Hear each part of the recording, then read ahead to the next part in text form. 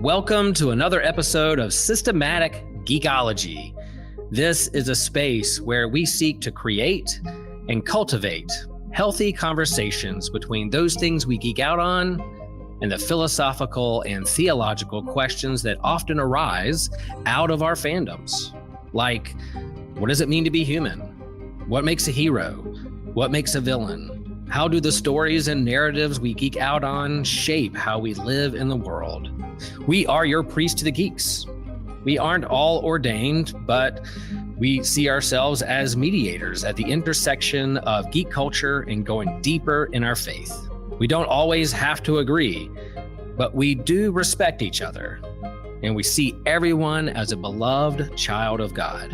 Everyone geeks out on something, so come geek out with us and enjoy the show.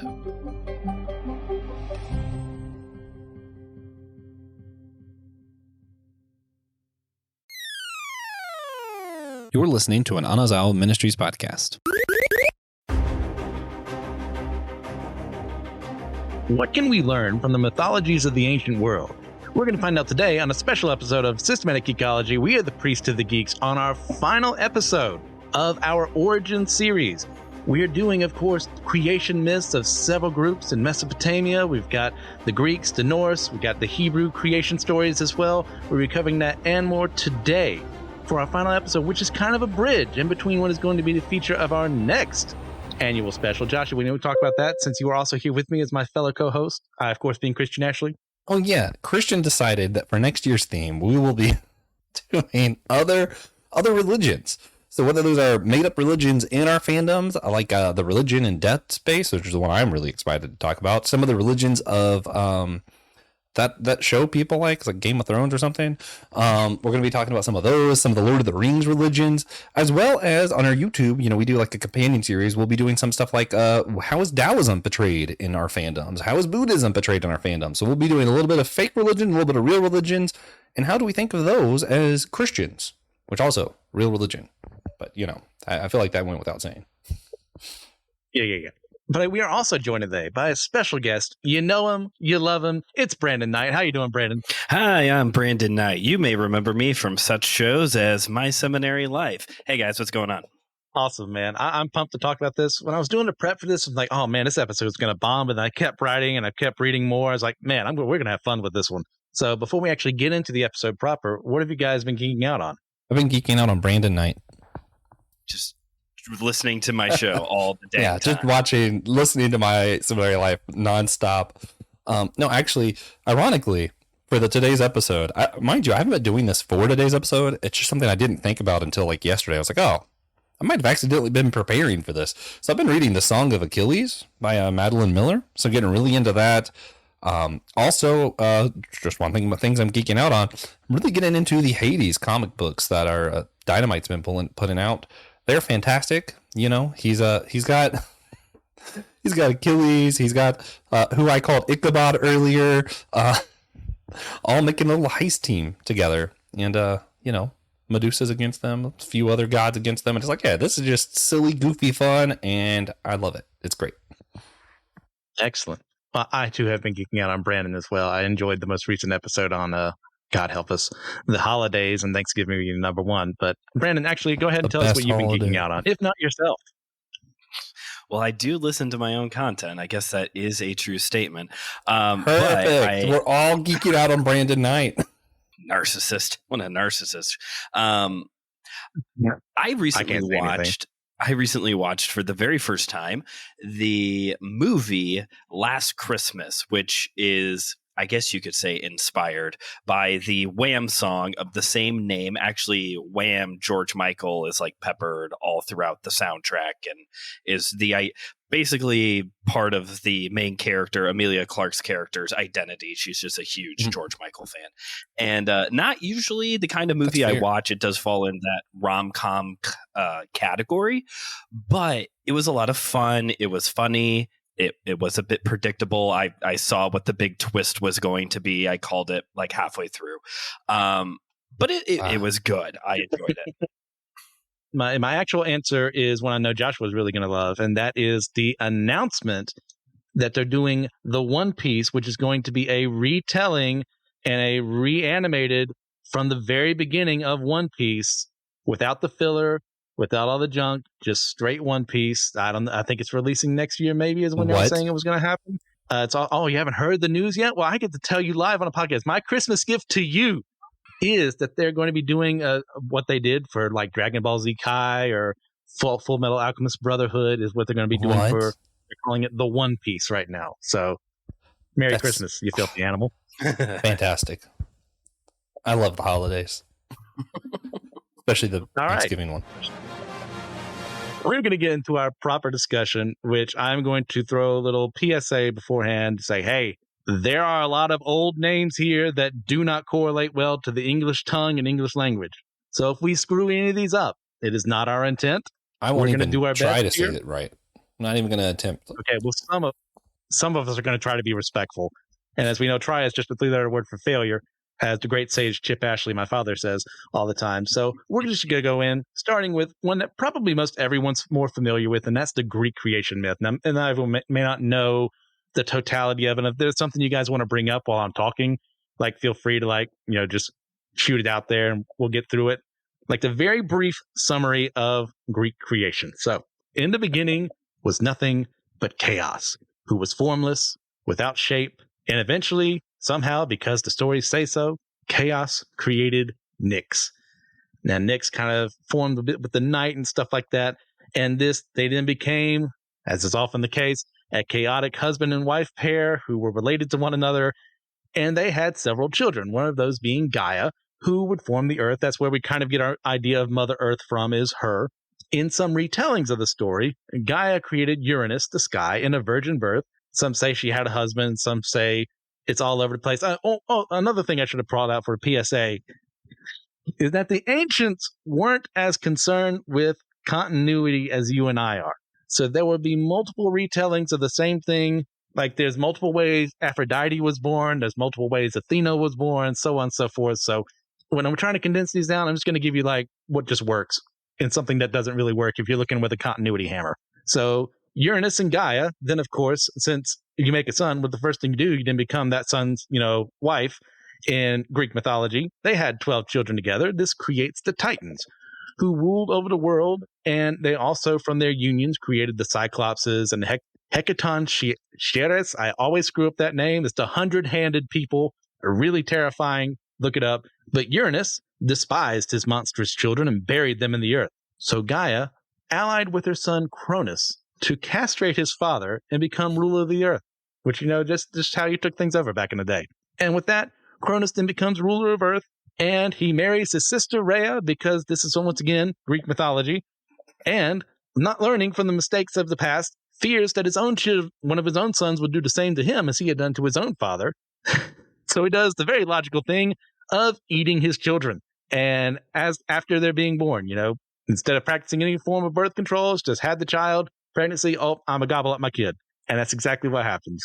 Until Rhea was able to scheme ways for when Zeus was being born. She was able to pretend that she gave birth to this stone instead, which Cronus ate instead of the actual son, Zeus. I love it. It was literally a rock. Yes, pretty much. He would be raised, come to power, and then rebel against his father, free his siblings who somehow survived being eaten. Don't worry about it. The story says so they do. And they create the Olympians, and they win the war in this rebellion, and then rule over the earth themselves and create wonderful sister-brother pairs of marriages, because that's Greek mythology.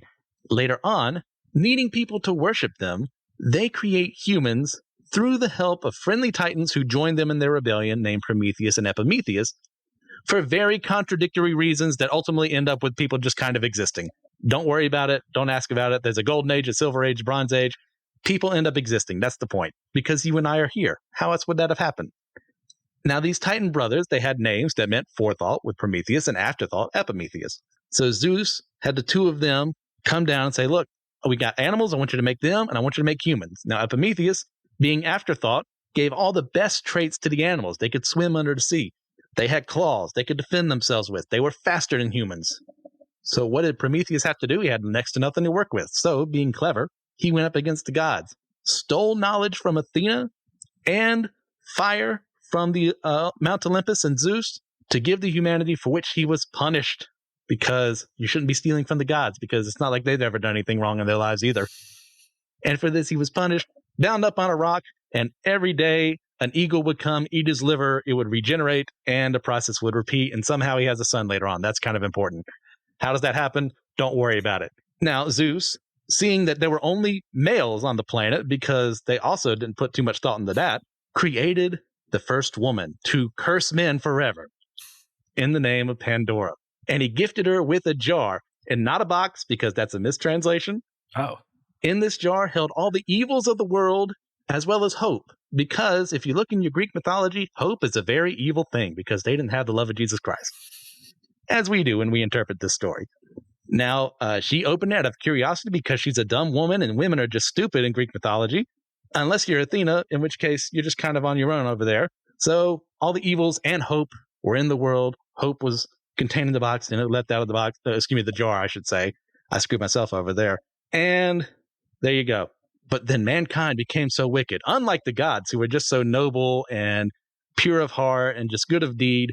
So Zeus decided he was going to destroy the world in a flood, except for Deucalion and Pyrrha, who learned from Deucalion's father Prometheus. How'd that happen? Once again, don't worry about it. How to survive the flood in a boat. Sounds familiar? Well, that's going to be a recurring theme as time goes on here in these other stories. Now, they then, in very contradictory stories, either learn from the gods after the flood is over how to make more men and women by throwing stones over their backs, or learning that same thing from an oracle who somehow survived the flood or just kind of shows up, depending on the story being told. And that is the Greek creation myth. So, gentlemen, after that long diatribe, what are our initial thoughts? I love that wisdom itself. That's definitely a female characteristic, but also all females are going to be dumb in this narrative. Great storytelling. If you want consistency, don't come to mythology. I didn't really know much about the Greek. How about you, Brandon? I didn't really know much about the Greek mythology, other than, boy, there's a lot of sex in it, and they are into some freaky things, man. They the liver gets me, though. The guy who's just an eagle's going to come and eat his liver every day because it regenerates. That's just so specific. Like, it's also not something that makes sense. Like, eyes are so much more accessible than a liver. He's gonna lose his liver every day. Poor guy. Also, my whole world has just been like turned upside down. It's a jar. Pandora's jar does not sound as ominous as that Pandora's sounds bad. box. Let's go back to box. I'm going Pandora's to box. jar. She just got like a jar of pickles or something. Did you even see that Doctor Who episode? I feel like you missed that. It's not a jar, dude. I saw it. It was clearly a box. And if anyone's feeling bad about poor Prometheus, by the way, he is later freed by Heracles in the midst of his 12 labors, so he is able to escape punishment eventually. One of the few happy endings in Greek mythology. Anyway, one thing I like about these kind of myths in general that I wish we could do, that we obviously can't do. Also, I don't know how many people think about this. Back at this particular time in culture, etc., there wasn't this idea of like, this is the inerrant word of God for Greek mythology. That didn't exist. They just kind of told stories, wrote them down, and really the best stories won out. There was all kinds of different versions. Most of them just get forgotten because people are like, yeah, that didn't work. Their arguments, a lot of the time, like if you go to like some of the Plato arguments, it's like we're giving a really serious debate, and then someone's like, but wait a minute, well, consider what this God did. And it wasn't like there's a Bible they're referring to. They literally just made up a story and went, yeah, but wisdom God kicked someone who said what you said in the face. So obviously, it's like they just made it up out of nowhere. Like, I love how like they just kind of come back with different stories. And it was basically almost like democracy. Best story wins. That's what we're going with. And this is what they came up with somehow. That's what's astounding. Go ahead, Brandon. Yeah, I was going to say something about that too, of just like, I don't know, it's kind of refreshing to hear something where like continuity, F that. Like, why do we care about continuity? When we live in an era where like continuity is like, an obsession of certain corners of the geek universe.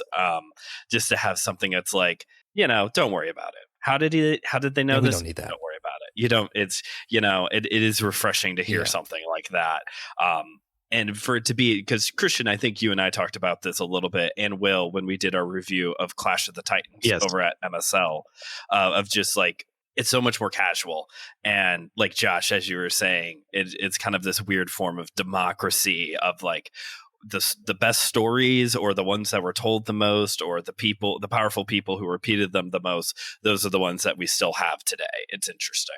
Yeah, that's one of the fascinating things about all this is, Greece obviously is a land of many islands, of many different cultures that started. They weren't all unified. They were like Grecian maybe racially, but not like all culturally. Sure.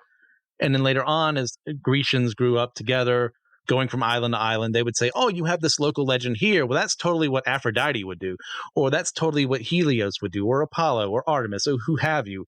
And they may have had a different name for it. That's why when you go to different regions of Greece, like there'll be like, Artemis Agraterra or something like that.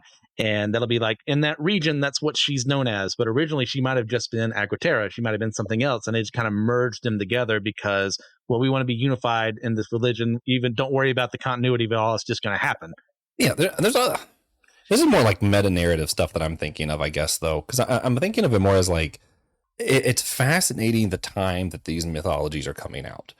When you think it's like both Greek and Roman, because Romans just kind of took the Greek gods, changed some of the names, and were like, yeah, this is ours. Same stories now. They took over so much of the world. Like, there's a reason why these stories sound so similar to some of the older stories we hear, right? I actually find it more interesting when you get to the ancient world, where communities completely separate all have a flood narrative. They all have a narrative of, everything came from nothing, or creation came from us chopping something in half, right? Like I find those stories more interesting, just because, yeah, of course the Greeks just said, we like this story, it's ours now. Our God did that, not yours, shut up. Of course they did that. But also the other interesting side of this that I'd like to hear kind of y'all's thoughts on, not only are they doing that, but at the same time, yes, people have been reasonable before. I'm not trying to say everybody was stupid until the Greeks came along, but the Greeks literally invent logic. So that's where you have some really interesting pieces of literature. Like when you look at Plato's Symposium, where you have logic debate. This is what love is. Logic debate. Here is love's value. It's in this transcendent idea of beauty. Then it's combat that with this story where once upon a time, when humans were first created, they were both male and female. Then the gods split them in two. They got mad, and people just try to keep colliding. And that's why sex occurs, because people are trying to become that one being they were created as the first time. And sometimes it's two men and sometimes it's two women, because, it just depends what you were created as. What two-part being were you at one point in time? It's this wild made-up story from a comedian that plays an important logical debate amongst these other people who are just using proper logic that was just invented. And it's like, wait a minute, you're combating their logic with story of humans colliding together. What? Very interesting how that all occurs. But it also doesn't help too. This is something that's developed over centuries. So what might have been a collected volume of whatever the myths were in Hesiod's day are going to be different than when Homer comes along, or when we get to Rome and they start adopting Greek culture as part of their own, saying, well, we were always meant to have that. Aeneas was totally the founder somewhat of Rome, because Romulus and Remus ultimately were. But, they tied into the Trojan War and all this stuff. So now you both mentioned continuity earlier and how, like, you don't really care that much. Not to say you don't care for it. Like, it's not as important to you. I'll take the opposite point of view. As someone, I'm like, I want to see how things flow together. I want to see how the world is agrees with itself as best as possible. And that is not something, especially comics being the big one you mentioned earlier, Brandon. That's not always going to happen because it's not being written by the same person who started it. Like, Siegel and Schuster are going to be very different than what, Byrne would say about Superman, or that Bendis would say about Superman, or what the most recent Action Comics run was it Philip Kennedy Johnson, I think was his name, would say about Superman. It's like they're all going to have different ideas built on the original myth created by the original authors. So it's difficult to make stories in that one cohesive universe. That's why there are crises all the time, and why there's a crisis on Infinite Earths, and now we're going to restart from scratch. And there's these bare bones of what Batman and Superman and everyone assembled are. Or, we're going to have a Secret Wars where, Dr. Doom takes Beyonder's powers. And we're going to have this bare bones of what, who Spider-Man is and the Fantastic Four and all this, just so we can make a little continuity, but you're still building off of something that started however many years ago. And to a nut like me who really appreciates the story making a lot of sense, I like it when writers do say, try to agree with themselves as best as possible. It's impossible, I know, but I like it when it's done as best as possible. Yeah. Well, that's what's interesting is like when we look at like the Greco world, looking at these mythologies, people did treat it a lot like we do comic books. Like I prefer this story to this story. I like this one better. I like your version better. You know, there was a lot of that when we're looking at the writings of people literally discussing the myths. So they didn't take the characters or the stories weren't sacred. What was sacred was the temples and the statues. And that's it's so topsy-turvy to us as Christian, especially Protestant Christians. We don't have any statues or anything. Someone can knock the church down and we're like, yeah, but if they burn a Bible, those are fighting words, you know? It's like, I don't know, like people knock down churches all the time and like we're upset, but it's not like that isn't the sacrilegious thing. Like that you could still be saved from. But if you don't believe in the Bible, I don't know, man. It's interesting. We take that opposite kind of approach.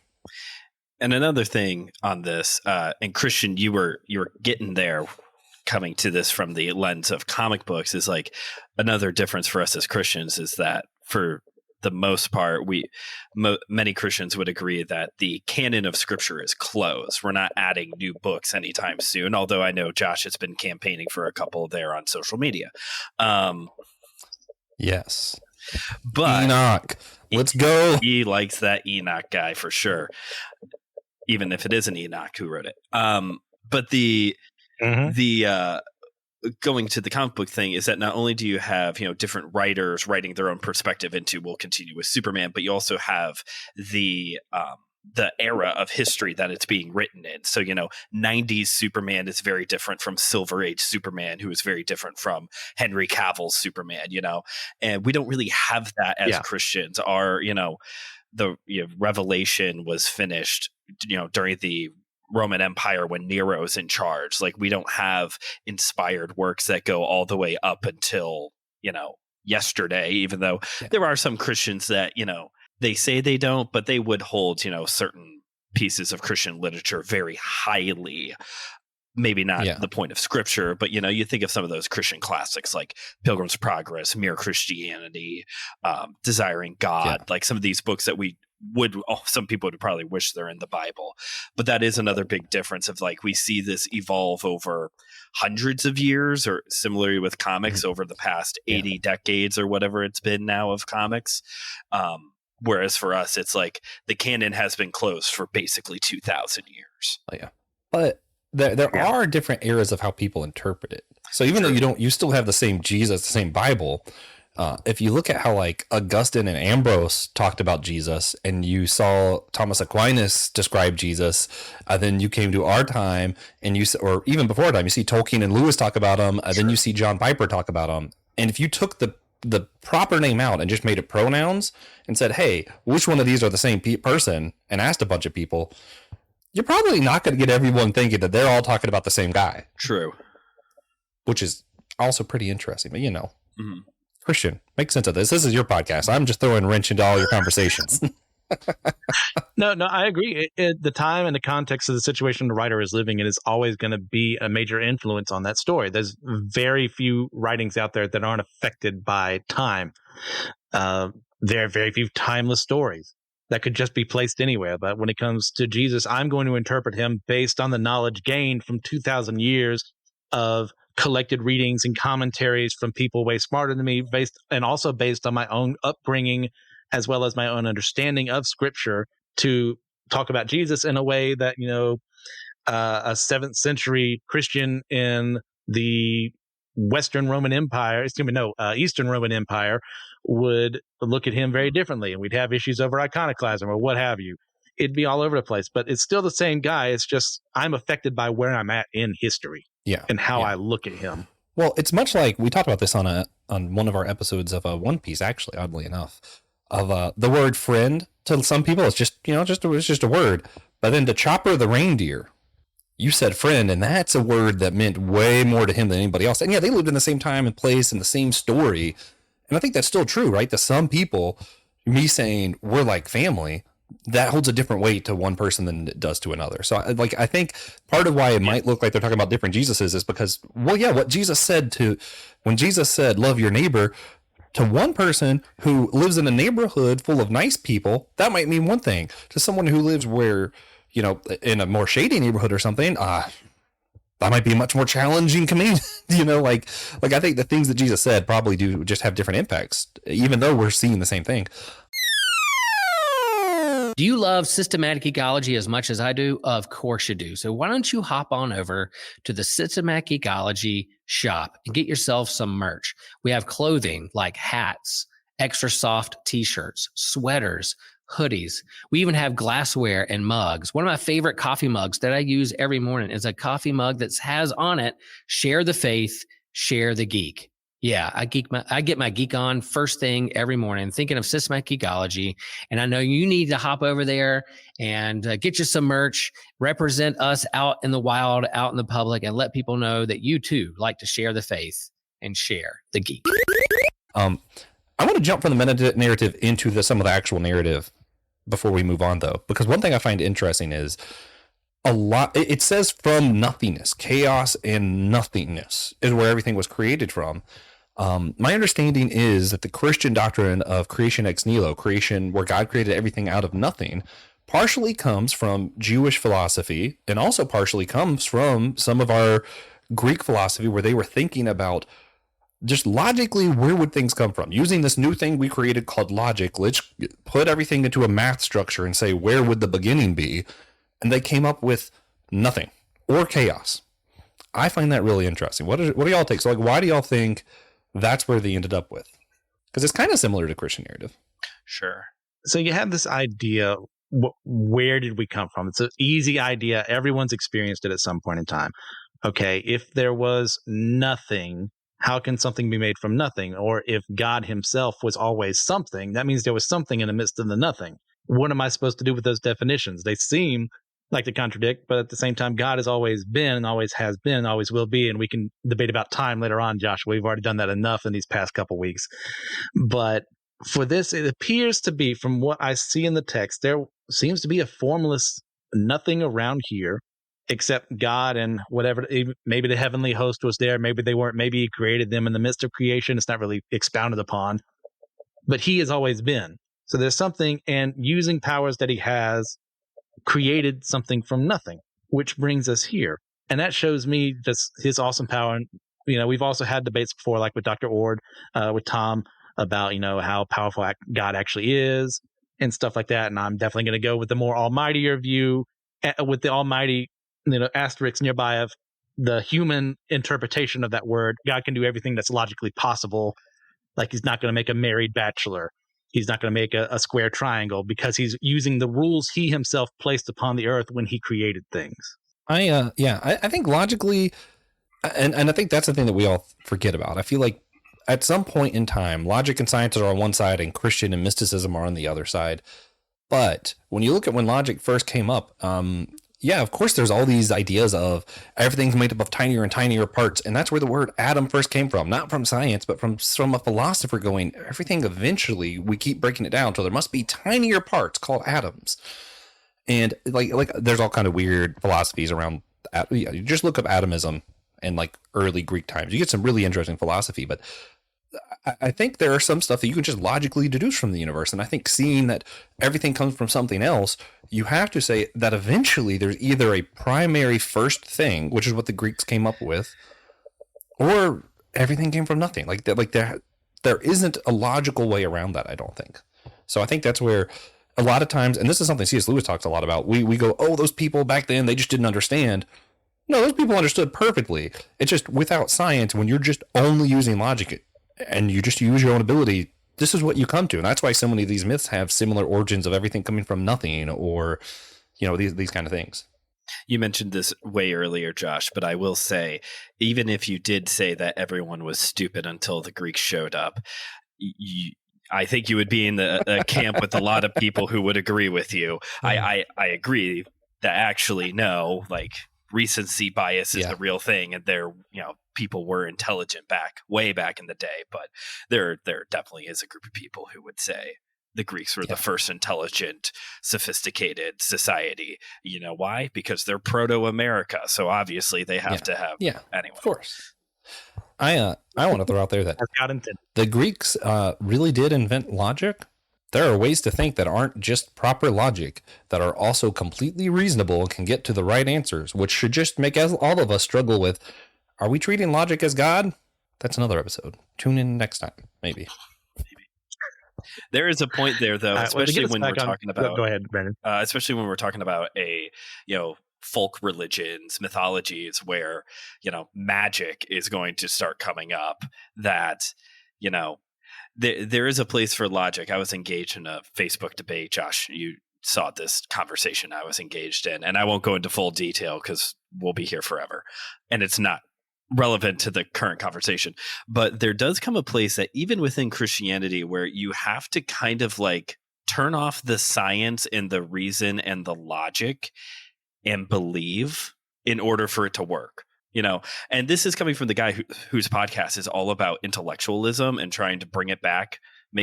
We're bringing intellectualism back to Christianity, one download at a time. Thanks, you two. But at the same time, I'm doing my part. You guys are. But at the same time, like, especially this time of the year, yes, there's a place for apologetics. Yes, there's a place for logic and reason and science and all of the archaeology, all of those good research things that help support your faith. But at the end of the day, you still need faith to believe that a virgin gave birth to the Son of God. Yeah, well, and that's where, hallelujah, praise the Lord. If we were allowed silence, just let us all sit in that. But this is a podcast. We can't do silence. I don't make the rules. One of my weirdly enough, one of my least favorite C.S. Lewis books has one of my favorite things that he has said. It's C.S. Lewis when he's talking about miracles. And he kind of deconstructs, where does human reasoning come from? And yeah, we could trace logic proper to the Greeks, but they inherited their reasoning from who was before them, who inherited from who was before them. And eventually, all human reasoning is just, we figured out how to think from those before us. And eventually, the idea of reasoning either came from nothing, in which case, what merit does reasoning actually have? Or it came from something beyond us, in which case, wow, God is the God of reason. Either way, to combat the ideas of Christianity purely with logic or reason doesn't make sense, which also is a super annoying argument. Please, if you're a Christian, never, ever, ever use that as an argument why Christianity's right. But I do think it's a warning for all of us, Christian or not. How much are you really relying on logic and reasoning? Because at the end of the day, you're inheriting it from who came before you. Just like, and this is my most favorite example, even though no one else can relate to it. All of our senses we inherit. It's our experience. We just trust our experience full-heartedly. I have a damaged octal nerve. I can be in there and I'm like, man, these roses sure smell like burnt gravy. And literally they just don't. They don't. But that is my experience. So to me, the roses smell like burnt gravy. And that is the thing. At the end of the day, we are humans. We are limited by our own experience, and that includes our reasoning. Our reasoning is just something inherited and experienced. It's not something that's innately true of itself. So it does have its limitations, which is where story comes in. And Christian can tie that nicely back to mythology somehow. All right, before we get to our next one, Joshua, did you bring this up too? And to slightly get us back on track. This in the Greek myths of creation, we do have a flood narrative. And this is not the first time we're going to encounter a flood myth in these mythologies. Like, you guys just think it's some massive coincidence that older people groups of the world all have a flood myth. Like, we go to Native American mythologies, there's a flood myth. We go to Polynesian mythologies, there's a flood myth. Pretty much every old, and that I am aware of, people group has a flood myth. What do you think about that? Well, there must have been a flood at some point then, and it must have been pretty big. Or just very ironic. I think that this is where I get in trouble. I think that all religions and philosophies and everything are humans trying to make sense out of life. And naturally, every single place in the world does flood at some point. That's just a fact of even our own times. And I think if enough people die, you just go, oh, well, everything I know was flooded. So you make up a story around it. So yeah, of course, everywhere has a flood narrative. It floods everywhere. So it's a coincidence. That's the word, not ironic. It's a coincidence. Yeah, less a coincidence and more just of course that would happen. It floods everywhere. We're going to make stories about it. Interesting. I guess it probably doesn't help that like these all are like coming out at different times too. Because isn't the Epic of Gilgamesh predates the Noahic story, right? Yeah. So it doesn't even help. It's not like everybody, okay, in the year 4, we're all going to release at the same time our stories about the flood narrative. Yeah, a bunch of different people in different places at different times. Like, it's just like, it seems like there was a bunch of different floods with like what happens now. Like, that's nature. It's always happened. Nature. That's how that works. As someone who favors a little more literal approach to scripture, I see, however old the earth is, that at some point in time, there was some traumatic event that spread through human consciousness to the point that we've got to keep talking about this until the end of time to let people know, hey, this thing happened, that caused the flood myths to start. And, the Noahic flood, however you want to call that, is like first written down later beyond what Gilgamesh is, what we have of other flood myths being written down, but still doesn't negate the fact that something happened. So that's where I land on it. Just covered a little bit on that on Let Nothing Move You, since I'm going through Genesis right now, if you guys are curious about that listening right now. Yeah. But we do have other mythologies we need to cover. So I'm not here to quash conversation, but I am here to respect Brandon's time because he's graciously, knowingly come into a conversation he knew was going to be longer than normal. True. So let's move from Greek mythology to Norse mythology. Now, in the beginning was the Gnunga Gap. Easy for you to say. The void. Bravo. Also bless you. Thank you. There was Niflheim, the realm of darkness and ice, and Muspelheim, the realm of fire, of the many worlds that would eventually be created later on. When? Don't ask about it. It just happens. When seems like that would be a detail they would cover. No, but I'll get to this in a second. We don't have all the surviving records. Okay. We're lucky we have what we have. The ice and the fire would then later spread out and merge to create the first being, Ymir. Yes, Joshua. Is that the cow? What? Is that the cow or the cow next? The cow will be next. Ymir, who would become the world's first frost giant and progenitor of all giants, also known as Jotun, or Jotun, depending on who's pronouncing it. I'm going to say Jotun, because that's what I'm familiar with. As he slept, naturally, as happens to you and I, he sweat. And naturally, as what happens to you and I when we sweat, we also create from our armpits the first male and female Jotun. That doesn't happen to you? Oh no, maybe it's just me. And from that, we get the first Jotun who come across the earth. They're the first inhabitants of the earth, not humans, but the giants. From further drops of sweat came the mighty cow Adumbla, who would feed her master's children with her milk. Yeah. But this is already so much Cosmic better. Cow. Cosmic Cow.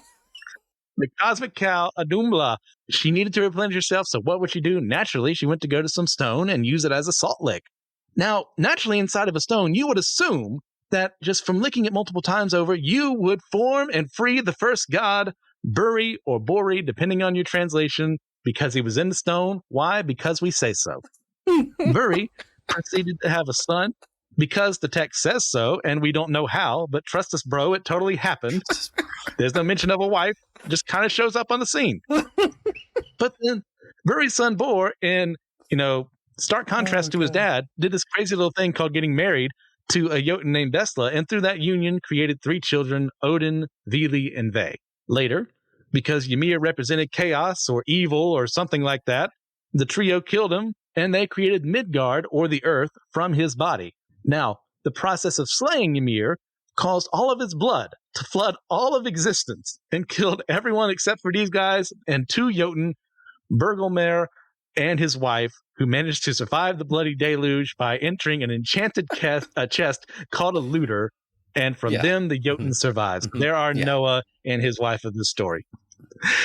As this was happening, Odin and his soon-to-be-forgotten brothers in Norse mythology, who don't really show up a lot later on, crafted the earth from Ymir's remains by creating the lakes and seas from his blood, the rocks and stones from his bones and teeth, and the sky from his skull. Then, sometime later on, when they had nothing better to do, they were walking by a beach, and once again, having nothing better to do, saw this tree kind of look like people, and made the first 2 humans, man and woman, Ask and Imbla, from the trees, and therefore humans were made. Of course. Gentlemen, your thoughts? Beautiful, fantastic story. Cosmic Cow, let's go. There is a significant less amount of sex in this story, and I don't know how I feel about it. It was also a lot shorter. And when does Beta Ray Bill show up? Yeah. Christian. But Well, real was question, it Thor 337 or something like that? real question: when does Thor and Loki start showing up? I assume they must not be part of the creation myth if they're not. Odin's there. We have Odin. In most surviving stories, from what I researched, they're not mentioned until way later on when Asgard and the other 9 realms are actually being created. And is this found in What would cosmic steak taste like? Cosmic steak? It's glowing for sure. Is this all located in the holy book known as the Haval? That's a that great I question. don't know. This is from what we have left, because one of the unfortunate parts of the conversion of the Vikings towards Christianity is that you have a lot of pagan stuff left behind in their storytelling and their runes that they would write on stone that would tell of these epic stories. Well, you come to that conundrum. We don't want you worshiping these anymore. So what do? Well, if we destroy the stones, they won't know the stories anymore. And then we can just move on Christianity. And oh, by the way, if you guys want to hear the original Ragnarok story, you can't, because, fun fact, this is a Christianized edition of Ragnarok in that the world gets created again in a cycle where we have an Adam and Eve figure, which is how Christians use, Ragnarok happened, guys, but it was just so the world could be created the way God wanted it this time. You should believe in him. Interesting. That's like gap theory. Whoa.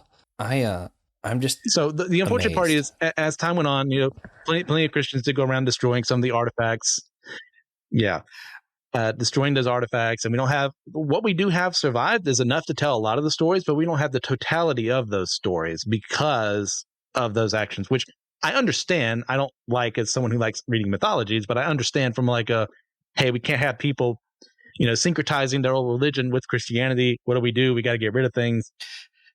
Your mileage may vary on how it was handled. At the same time, though, they totally still synchronize things because very much they so. destroyed stuff or rewrote part of the lore.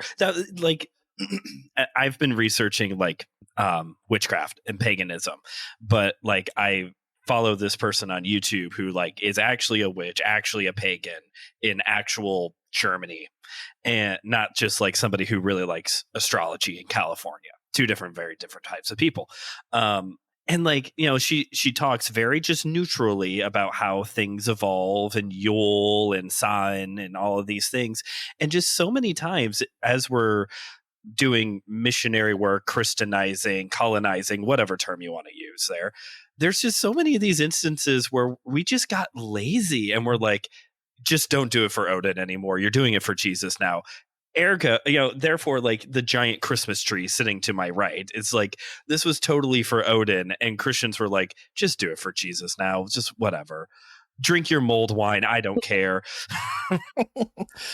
We'll call Hades hell now. Right. I have 2 things. Although it is called Hades at least once in the Greek New Testament. Sure. In our Bibles. Also, there's a few other places. If you follow Michael Heiser, this is just a random side note. There's a few places in the Bible where it uses words where it might have been talking about the Greek gods, or it might have been talking about death or something itself.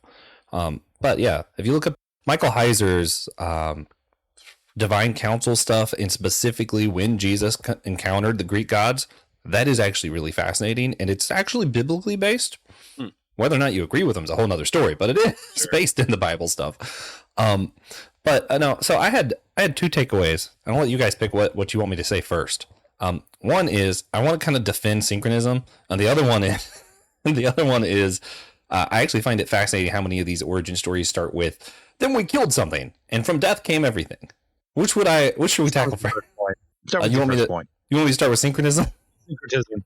Yes. Never right there. I think Christianity just has always been syncretism, and I don't think that's necessarily a bad thing.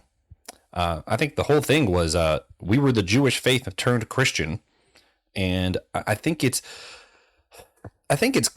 more complicated than we make it. You have one side that's just I'll just get them to say Jesus, whatever, that's fine. And then you have the other side that says if we take anything at all from this, then all of a sudden we're ruining their religion, and also we're just perverting Christianity. And I'm actually, it's not necessarily either of those. If you take Buddhism and you see all life is suffering, and then take that to say that happened because of sin, and then, hey, let's go find Jesus, that is still syncretism. But also, I think it's just true, and that's okay, Or if you take something like this Norse mythology, and you were finding all of these valuable things in it and going, hey, you know what? This unknown God statue over here that Paul found, that's actually Jesus. Like, I actually don't think there's an issue with some of this. I think the issue is when we're trying to just make everything seem like it's Christianity when it isn't. I think if we stick to true Christianity, I don't care how you get there. There's actually a book, I wish I knew who wrote it. I forget. One of the most challenging books I've ever read it's called Insider Jesus. And it's about all these different groups around the world who come to be Jesus followers and believe in salvation and all that, but don't want to use the term Christianity because in their culture, Christian means someone who kills other people, or Christian means something terrible. And they're like, I just don't want to use that term. So you find people who found Jesus through the Buddhist text and said, wait a minute, this guy suffered for us. All life is suffering, and he suffered for us. Or you see people who were Hindus who found Christianity, who found Jesus through their own thing, or, you know, Islamic people who found Jesus in the story of the Quran and went, wait a minute, what is this about? And I think it's actually really challenging to not just say, oh, syncretism, let's throw this away, but to think, are we helping people find Jesus, or are we just trying to make it look like they found Jesus so we can check the box? Like, I think that's what the concern is, not just throwing that term out there and then going up, can't do that, and moving away. Yeah, I agree with that idea. I'm not against the idea of syncretism wholly because, yeah, I do say hell instead of Hades when I'm reading my Bible. You know, that came from Norse mythology. That came from the fact that I come from an English background. That was introduced as a way, okay, you already have this established idea. Let's just say the word I'm going to use here doesn't affect you the same way as hell would. So let's do that instead. I am against the ideas, like especially, you know, something more modern in the case of like the Santa Muerte cults in Mexico primarily right now, where you have local figures who they make into saints in their own eyes without being approved by the Catholic Church. And because it's part of the culture already, so they combine the two together. When it's more like, for Vadun, incorporating Christian ideas into that, and you start introducing like gods like Chango and stuff into the mythology. That's where I get angry and upset, and they're wasting their time. They're not really like focusing on Jesus. They're adding the wrong things. But like incorporating things into your culture, into your church, it's not a bad idea because you already know what that thing is. It helps you understand what is being said. Yeah, even like, Brandon, this is going to upset some people, but even like the yoga stuff, because the Bible tells us to meditate in the Lord. If you use Yoda to meditate, and then all of a sudden you're using Yoda to meditate on the Lord, I don't think that's a sin. Sorry, guys who are like, oh, yoga came from a different religion. Yes. So did literally all of our beliefs. They started as Judaism. You said Yoda. Sorry, Brandon. Yoda. You said Yoda. No, I don't know if I really have much else to contribute on the syncretism. I think you guys have really covered it on that one. What was the other one? The fact that we like to kill people in order to create things? Oh, yeah. But side note, one thing that has really irritated, because you talked about how we say hell instead of Hades, because, you know, we came from Norse backgrounds. The most annoying Bible translation I ever heard of was people who changed where it says Jesus is the bread of life to something else, because in their culture, bread's really expensive. So they changed it to like Jesus was like the eggs of life or something. And I'm like, I hate that so much. Not for any particular reason. It just sounds so awful to me. Like, it says bread. That's what it is. Sorry. That's the one thing that I get really specific and literalistic and dominant about. I'm like, no, this is what the Bible said. It said bread, not eggs. Sorry. Anyway, that was a side note. But yeah, no, how many places in these different mythologies, they have this story of, yeah, this god or this being was split into two, and from its blood, creation came, or from this act of violence, everything came. Like, I find it really interesting how often that appears in different mythologies. And since that's like the dominant thing, it's violence in the Norse mythology, I thought this would be a good time to talk about that. Yeah. I mean, well, when you live in a very violent world, how else are you going to think things come about? When you live in a state of time, like we live in a very modern age, obviously, because we're living in it right now. But we have this sense of protection and safety that doesn't exist in the same way of people of this time.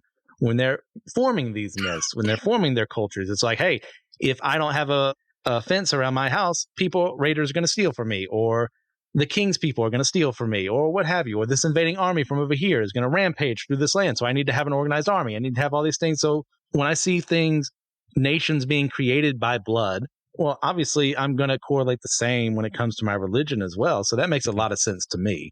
Mm-hmm. Brandon, do you have anything? In defense of the Odinist, because I actually knew some Odinists back in the day. Yeah, they do come from, the Vikings, I should say. The Vikings do come from this very like violent, aggressive world with dragons and learning how to train them and other things.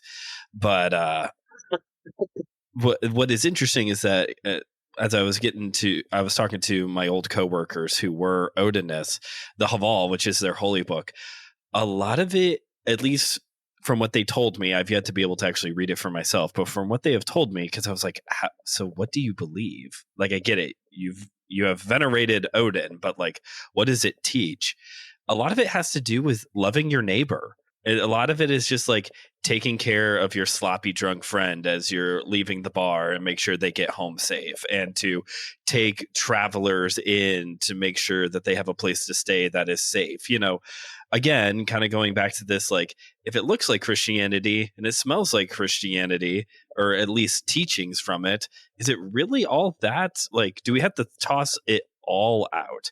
So even though they did come from this very like violent world, this very not even violent, aggressive world of just like being seafaring people and whatnot, there is still like within this religion this idea of like, yeah, but we still do take care of each other. We still do love one another. We still make sure that people are safe. Yeah. And I see my perspective will be a little bit different than at least Christians. I'm not sure where Brandon stands on some of this, but we'll find out, I guess.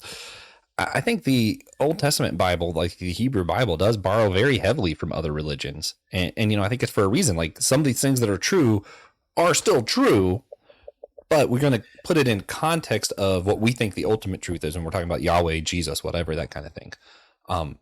Speaking of which, one of the most interesting debates of is the Bible literal or not for me, modern day, if you look at like Pete Enns and Trimper Longman, they're like best friends that disagree very heavily over this. Where Pete Enns is like, yeah, nope, I can't believe this literally, because why would God sanction genocide over and over and over throughout the Bible? And then when you come to like Psalm 74, if you're reading it like the original language, it's talking about God creating and saying that God smashed the head of Leviathans, and from that rivers flow, and from this killing of the Leviathan, this part of the earth comes from. So it sounds like God's telling a story of creation coming from him slaying a Leviathan, which we know Leviathan in that culture represents chaos. So that comes back to our Greek story of, did everything come from chaos? Did everything come from this? So we get some of that mythology in here. And that's where a lot of people have a hard time taking parts of the Bible literally, where it's God saying, hey, kill everybody. And then Trimper Longman's argument to that is, okay, but how many times does the Bible use as evidence God being there for his people some of these stories? And how can it be evidence if it didn't really happen?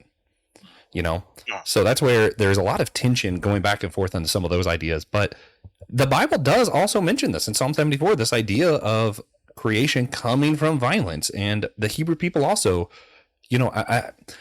that's where I'm weary to just throw something out as, oh, that was a violent culture. Because I don't want to throw out, oh, this is how they understood God. They understood God being for genocide because that was a violent culture.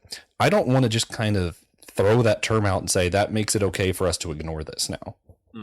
So that's where I wanted to sit in this and think about it for a minute. Christian, how do you respond to all this? Refresh my memory. 74 was written around the time of the Babylonian captivity, correct? I believe it was during the Babylonian captivity, but okay. Yes. Yeah. It's sparking a memory. I think from what the commentaries I've read, it's more the idea of, okay, this is what the people around you believe, and you're in exile right now. They're looking down on you. They're saying your God hasn't won. Your God let you in this situation. Well, just to remind them, using their own cultural context, how I actually made things and I'm protecting you to this day would be how I would take something like that. Yeah. And that's like, I think that was Tim Keller's response to that kind of statement of Psalm 74 specifically. There's also, he had pretty much the same criticism when we're talking about Genesis 1. We'll get to that later, where he was like, yeah, Genesis 1 wasn't meant literally because obviously it's pulling from the Egyptian gods. But yeah, that's Tim Keller. We'll talk about that a little bit later. But what about the rest of it, where God straight up sanctions genocide for this huge section of the Bible? And how do we, I guess the idea is, how do we make sense of not just this Norse mythology, but also our own Christian beliefs, where a lot of this writing, people want to pass it off as, oh, it was just violent times. Is that an okay thing to do? Or should we actually think of these ideas and struggle with them as if they're relevant even in a less violent time? We should definitely be aware of where they were at. when they live around the Canaanites, they're not going to be the kind of people you want as neighbors. And God is asking them to do something that we would find reprehensible. But when we see what happens when they don't do what they're supposed to do and wipe them out, what happens? They keep falling into sin. They keep worshiping other gods. They seek after other things that God knew would happen if they left those bad influences around them. And the genocides isn't more the modern term in a sense, is more racially or culturally, not culturally, more racially motivated. This was a cultural thing. You do not want these people as neighbors. It is not good for Israel to be around them because you're going to go, well, they practice that. Why can't I do it? And then they seek after it time and time again, falling into sin. Judges alone, how many times does God have to come in and save them because they do the exact same thing over and over again? First, Second Kings, same thing. Mm-hmm. Brandon, thoughts?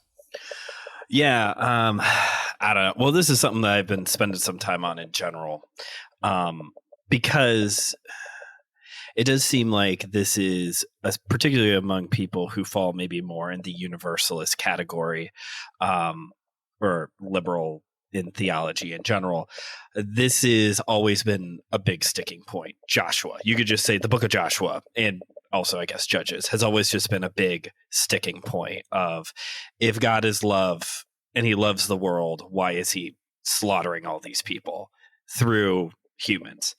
Or I guess you could even go back to Noah again. We just talked about all these flood narratives. Why did God choose to drown everybody to death, or at least the region, rather, whatever you want to go with there?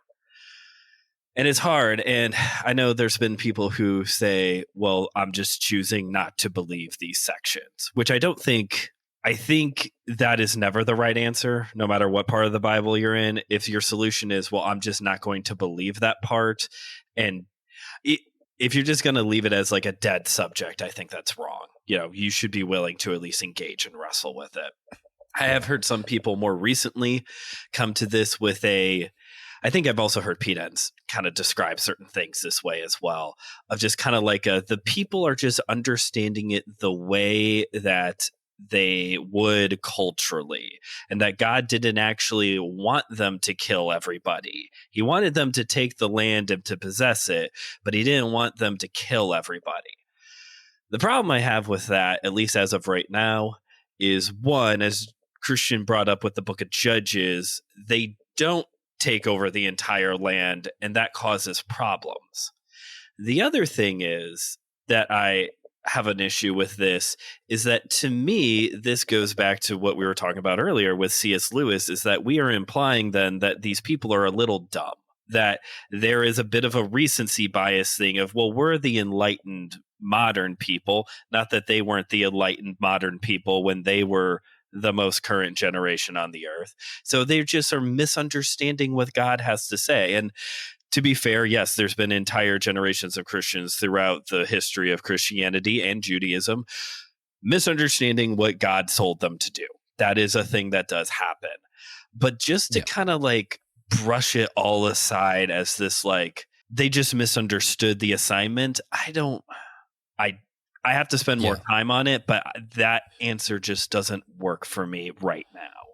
Yeah. But at the same time, then this whole idea, this very quickly leads into all of the very horrible theology that has also been used to justify genocide, which we're kind of seeing a little bit right now with certain things happening in the Middle East. Mm-hmm. So I understand wanting to kind of push back against this kind of theology, because there has been a very bad use of this teaching in the past and even in the present. So I understand the push and pull here. It's a very messy topic, and it is different. The culture is different. We can't deny that part, whether they misunderstood the assignment or they were smart people. Regardless, it was a different culture and it was violent. But we also live in a country where there's so many mass shootings that it's kind of like numb, and we're just like, oh yeah, someone else got shot yesterday, big whoop. Like, that's just kind of our attitude anymore. So I don't know if that answered the question. But. No, I think it did. I think the problem is, if you have any form of humility and you don't want to be that kind of person, it's like, oh no, we're just enlightened now and they're not, then it's just hard to answer this. Like, I don't think there's an easy, straightforward. What I lean towards, because I don't have a solid answer to it or a solid belief on it, which annoys Christian, because I do a whole podcast where I don't have solid answers to things, but it's fine. I lean more towards thinking about the type of literature it was. It was fairly recently in the history of humanity that we came up with this idea of historic text being, we're going to literally write word for word down what happened. So even when they told their history, they were usually writing with, we want to get this point across rather than we just want to document what happened. So I use that to think of it as less of, this might not be exactly what happened. It might be close to what happened, but let me see, what is the point here? And I think a lot of the times when you're in a violent culture, violence is kind of the metaphor that you use. It's the language of the day. So even if I might not believe, let's go back to the Norse thing, that I don't necessarily think that these people truly believed everything was created from God slaughtering something. I think rather the idea was the God they served was powerful, and this is how we're going to show that power. Or, he was sovereign, or the goodness won over evil was kind of more the idea. And their language that they put that to was violence, because that's what they knew. So I think when we go through the Bible, I don't think they're necessarily trying to write down word for word, this is what happened in these wars. I think all of those wars and stuff happened, but they didn't tell it to document it. They told it to get a point across. And sometimes when, like Psalm 74, I think the point is God created everything out of nothing. There could have been chaos, but the God of order triumphed over that. And I think those messages are kind of what I gravitate towards, because even if I'm wrong and those things did literally happen, I'm still gravitating towards the message. So cool, I was wrong, but I got the message, so whatever. Let's move to two Mesopotamian myths. We'll start with Akkadians first, and then go Babylonian second. And yes, I know there's some people out there who's going to be persnickety. They all kind of mingle together at some point in time. Assyrian, Babylonian, Akkadian, Sumerian, whatever, all over the place. So just deal with it. This is what we're going to be talking about. So we'll start with Atrahasis. Now, originally, only the gods existed. Chief among them were Anu, Enlil, and Enki, the gods of the sky, wind, and water, respectively. At first, they utilized other den gear, which are kind of like lesser. They were still gods, but they weren't demigods or anything like that. They just weren't as important as the big, head honchos. And they had the den gear to do their dirty work for them while they lived in luxury. But when the den gear rebelled, they decided to look for cheaper labor. And because they didn't feel like hearing the grievances of their employees. I don't know how that is anyway close to what's happening right now. Don't worry about it. They then had the goddess Mami, yes, Mami, create humans for their own ends instead. This is so much fun. We should do this every day. Who did so by crafting some clay figurines and then mixing that with the blood and the flesh of Gesh-2a, whose sole purpose in the story is to have existed at one point in time, only for him to die off screen after his fellow gods killed him just so his essence could be used for this process. I'm pretty sure that's the only time he's mentioned. There's a character in every horror movie that is that person. They're just be killed in the first 5 minutes. They all went into his house, broke in, and he said, "Who's there?" Man. And they said, "You're not supposed to say that. You're not going to survive the film." And he died. Now, humans were made from this process. However, humans did what humans do, and they kept making more humans. And the gods decided they need to do some spring cleaning every 1,200 years or so. So Enlil would send droughts and famines to cull them, get them back to smaller numbers. But guess what? Humans kept making more humans. Time went on. Enki, however, really liked humans, and he tried to help them, even when he learned that Enlil decided to wipe them all out with a flood, and Enlil had made him swear an oath not to tell them about what was going to happen. So what did Enki do? He spoke through a reed wall to the hero Atrahasis, which somehow circumvented the oath they took not to warn humans of the flood. Like, oh, I didn't really say that. I was just saying it to the wall. Anyone could have heard me, maybe, I think was what they were going for. And he then gets Atrahasis to get the idea to build a boat and put his family and animals in it who are spared from the flood. The survivors then get to continue living because basically at the end, the gods can just kind of shrug their shoulders and move on with their lives. And we're still around today. So good for us. Do we stop here and go to Pishtim? Let me just, you know how Disney, like Pixar, created those little shorts of Sporky Ask a Question? Yeah. I now want SG to start Christian Tells a Story. This is great. I'll add that to the 10 other projects I'm doing because of you introducing me to this terrible world of podcasting. You go ahead and do the other story if you want, as far as I'm concerned. I will say before you jump to the next one, moderate use of sex in this version, which was nice. And Yep. I had another one, like an actual one. Oh, The I like animals? how, well, there was that. I was going to say, I like how the flood is like actually tied into this story. Like, it seems like all the rest of them are kind of like, and then also a flood happened. But like this one is like, no, this is like a central part to this one. Proceed. Okay. Next up is our boy Utnapishtim. This would be more Babylonian in nature, primarily. Don't at me. In the Epic of Gilgamesh, the titular character is tasked with finding his immortal ancestor, Utnapishtim, who was a survivor of the flood caused by the gods eons ago. If you look at a lot of the myths, even Sumerian and Babylonian kings, their kings live for like even longer than we see the patriarchs in Genesis. It's very fascinating. That's its own thing. But get back to the story. Now, this whole story is fitting because the world began as just endless water in every direction. So it makes sense for water to wipe it away for good. However, sometime in the beginning of time, the personification of sweet water, Apsu, and a personification of salt water, Tiamat, met one another, and then they created the gods, eventually leading to the birth of Anu, Enlil, Marduk, and Ea. These new gods were considered to be too noisy by their progenitors, and like any good parent, they decided to plan to murder them. This is the most comic book of all of them. This is like the new gods. Like that. There's no way that's not a comic series. We're also back to murdering children. It's been a while since we've done that. Yeah, I missed that. Yeah. That's a go classic. Now, unfortunately for Apsu and Tiamat, Ea's biggest character trait is that he's the all-knowing, which means he knows about plans made to destroy the gods because he knows all things. So he decided, in his infinite wisdom, that he didn't want to die. So he captured Apsu, which because you need Tiamat, infinite wisdom to decide such things. Indeed. So he captured Tiamat. Some say they actually killed captured Apsu. Some say actually killed. Depends on who's translating, which different whatever are found. And this angered Tiamat for some reason, who decided to attack them with monsters she made for just such a purpose. Marduk then stepped forth and slew Tiamat in battle after capturing her with his mighty net. Marduk then cut up Tiamat's body and created the heavens and the earth, while also organizing the celestial bodies. Oh, how convenient. He then had Tiamat's son Kingu. Yep. Was that Brandon? I said, oh, how convenient. Also organizing the cosmics. Thanks for taking care of that while you're out there. Hey, he's a very efficient man. But he also killed Tiamat's son Kingu and used his blood to mix with clay in order to mold the first humans into being so that they wouldn't have to do menial labor again, and in order to have people worship them, depending on who's telling the story. However, humans, they found out, are also noisy, so not learning their lesson from before, this angered them, especially Enlil, who had planned to send a flood to wipe them out.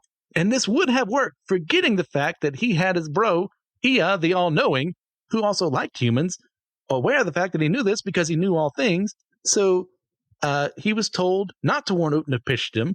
And what he did instead is he went out, ordered him to make an ark. I think that's actually close to the word that's being used there. I'd have to look it up again. As the earth was flooded for 6 days, whereafter Utnapishtim sent out a raven to see if there was dry land. And when the raven didn't return, he left with his family to offer sacrifices to the gods, and for his faith was granted immortality alongside his wife. Gentlemen, go ahead. Man, fascinating. That's all. We're getting a lot of reoccurring themes at this point now. So we have, murdering children. We're back to that. We're back to creating humans because the gods need to have their ego stroked. Both of these very heavily centered on water and flood. This is like very important to their stories. I think this is also where you get some of the gods that H.P. Lovecraft then works into, some of the Cthulhu mythos, Marduk, Ibna, what was that one? Ibna something. Apsu Tiamat. Yeah. If he uses those or not. I know he uses Dagon. Dagon shows up. I think he's more, is that Canaanite? Yeah, that's a Canaanite deity. I think there's one. I'd have to look it up. I think there's one that's either it's from this or from Egyptian. That is also one of the ancient gods, or ancient ones, rather. It's interesting. Yeah, Josh is right. There is a little bit of this, like, it's a little comic booky at this point, especially with the whole, like, they're just pissed off that they're noisy. Like, what is that? I love that. Like, oh, they're making way too much. Like, there was nothing, and now there's something, and something sucks. I mean, you're the only parent here right now, Brandon. You can surely, associate with the idea of Oh, yeah, that's wanting true. your son to shut up, even though you love him. Yeah, Yeah. it does happen. Next time he cries, Brandon eliminates the earth. I also like another reoccurring theme that's been coming up is that we all hate the humans, except for that guy over there. That one likes the humans, and he's going to screw it up for all the rest of the people. Oh, man. What? So There's always one. Man. No, so there are a few. I wanted to bring up some of the other stories too, but the last one you mentioned, I forget what you said the name of that was, but it sounds very similar to the Enuma Elish, which I think is the oldest religious text we've ever found. But yeah, it's pretty much the same as that. What I find interesting though is that version of the Mesopotamian creation stuff you kind of see live on in so there's argument of what is the oldest living religion right now. Is it Hinduism or is it Judaism? A lot of people will argue one or the other in scholarship. What's interesting is that story, you could see some of that in the Hindu cosmology stuff of like every so often everything gets recycled, starts over, this reincarnation idea, the whole earth will go through a dying season and then come back and live again. You see that in the multitude of gods fighting, all that kind of stuff. Like you can see that in the Hindu text. The other one, you see the Gilgamesh epic, and then like Eridu Genesis is the one I wanted to bring up, where you see that live almost directly in the Hebrew text, and then also come up in some of our Norse and Greek stuff that we're talking about, like where we see the gods, the Titans versus the Olympians sound very much like the new gods versus the old gods to me. And you got to remember, this is older than the other stuff. We kind of did this out of order. This one came before the Greek and the Norse and all that. So they kind of pulled from some of this, it looks like. But let me, the Eridu Genesis. I'm not going to do any of the proper names because I won't even try. I told you guys I wasn't going to try. But you have like Ea and some of the gods end up creating man. They created out of like the death of the goddess of Genesis or goddess of wisdom or something. I don't remember. Mankind eventually caused themselves to be in a miserable condition. You end up with the creation of kingship. The gods themselves have mankind build Babel. You remember the Tower of Babel story? Here we go. They have mankind build a Babel. From there, you get all the different peoples, the different languages. Eventually, mankind becomes so corrupt that a great flood happens. I don't remember how to say this guy's name. Zesudra, maybe? That was the only one I attempted. You're welcome, maybe, or I'm sorry. One of the two. He's told to build a big ark. He agrees to build the ark, brings all the animals on. Giant flood happens. Him and the animals survive. He castrates himself for the gods, and then is granted immortality for doing so. So, yeah. What I think is, what's interesting about that one, though, is the gods create man and woman out of the clay. That sounds familiar. Then you see mankind becoming miserable because of their own sins and God flooding everything. That sounds familiar. It's like, this sure does seem like a story I've heard before. Mm-hmm. And it came even first. with them, you have the raven being sent out. Like obviously we have the doves in scripture, but there's still a raven in that story that is sent out to see if there's any dry land. Yeah. But for me, this is easy for someone who doesn't need the Bible to be literal. Like, okay, yeah, they use these stories to tell new stories with different meanings. They actually reinterpreted these stories to tell a Christian or a Jewish meaning instead of what the original stories were. I'm able to look at that as whatever. But for Christian and maybe Brandon, I'm not sure, if you take these stories more literally, does it become a challenge that there are older versions of the story written by someone else that are a little bit different? No, it's just like what we talked about earlier. It's that common, immensely tragic thing that happened in our mutual past that people all have a different story because there's a game of telephone as time went on. Like when they went further away from God, they started adding new people to the story, or they started, telling it this way. This is why it actually happened, or because we want to worship these gods instead of God. So it makes perfect sense to me that pretty much every culture in the world, as ancient as these, has a flood myth that even though these were written down first, the oral traditions that haven't survived, there was still people, a remnant left behind worshiping God who knew the true story. Okay, so you would still say that the Bible story was the original story. The other one just happened to be written down first. Yes. Okay. Like just coincidence that it was written first. No, not a coincidence. It's just they had the better writing at the time. They had the better culture able to do such a thing. Brandon, same question, but I'm not sure which side you fall on. So I'm gonna totally curveball me here. I'm gonna Josh this Josh. Perfect. Because, well, Josh, if floods happen everywhere, well, then clay is everywhere, sex is everywhere, humans are everywhere, birds are everywhere. So to me, the assumption that, they're just all pulling from other religions to kind of put this together, well, then all of these things that we're addressing is stuff that is everywhere. So I don't know. I mean, I would say I usually fall in like some moderate place anyway. So I kind of fall in this place where it's like, I'm willing to put more doubt into the literalness the further back you go into scripture, like the older, like Genesis 1 passages. But also at the same time, there is this caveat of like, well, this assumption that we're all just kind of pulling off of other religions. That did happen. Like we said earlier, the Romans just hit Control C, Control V on the Greek mythology, essentially, or Command C, Command V for all you Apple users, not to alienate you.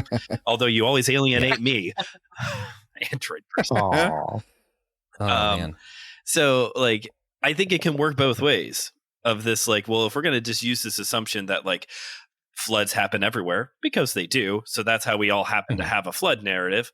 Well, people are everywhere, and they're all banging each other, so that's how we all have this. We need to create a reason for a story of how we all got here. Because one argument I also hear a lot from in apologetics courses, I guess you can say, is that other religions don't work, especially these older pagan ones, because they're all about the gods and their need to have their ego stroked. And they're just humans. They're basically just acting like humans. You see that a lot, especially in like the Greek one, I would say, of the ones we've talked about so far. But also the punchline is always us trying to explain how we got here. So I would still argue that like all of these religions are still about me. It's not about the gods. It's about me. It's about how did I get here? Where I think Christianity does answer that question. And depending on who you are, maybe it's a little bit more metaphorical or allegorical or whatever words you want to use there. But it's still not, the point is not about us. We're kind of like, we get it done and over with so that way we can get to redemption. I would say it's still more about God than it is trying to explain how did I get here. Yeah, I see that. I will say, though, part of why I don't like the criticism of those religions don't work because their gods just act like human. The God of the Bible acts very human a lot of the times. He got angry at this. He repented. He showed his face. It's like, it's almost like he became human at one point. Almost. Pause for dramatic effect. Christian. Yes. Oh, this is your show. I was just, handing it back to you. Anthropomorphism, blah, blah, blah, blah, blah, blah. That word. God taking on human traits that he himself does not have because it helps us understand him. Yeah. So that's what I go for. Yeah, for God repenting because God doesn't repent. That same explanation would work for the Greek gods if you were going to be defending them, though. Like, I feel like what's interesting is I want to first point out, Brandon pointed out an inconsistency in my own stuff, which is something I haven't thought of before, where, I just assume flood narratives happen because floods happen everywhere, and didn't assume the same thing happened with these other stories and just assume they were borrowing from them because, that's what scholarship says. And I'm like, yeah, they're smart. I believe them. But that is kind of an inconsistency to assume one thing and not assume it in the other place. So that's interesting. I'm going to have to wrestle with that. But also, I do think there's an inconsistency, especially as we're going into our next year thinking of other religions. I don't want us to just be like, oh, well, their gods are humans and ours aren't. Well, ours acts like a human. Well, that's because we're anthropomorphizing. So what if they were doing the same thing? I think we actually have to give them the same credit we give ourselves if we're going to have these debates. Oh, that's what you meant. Yeah, I can see that from their perspective. Yeah. That makes a lot of sense. Yeah. I don't have any good responses to it or why we shouldn't believe their religion. I just don't. Where does, before we go on to whoever's next, where does Zoroastrianism fall into this? Because I know that's like a Babylonian, Mesopotamian thing. Is that a separate thing from what we're talking about right now? It's its own thing that has its own gods. There's a little bit of intermingling. I'm not an expert by any stretch of the imagination. Man, I was really hoping someone was going to answer this. But I do enjoy what little I have read about it.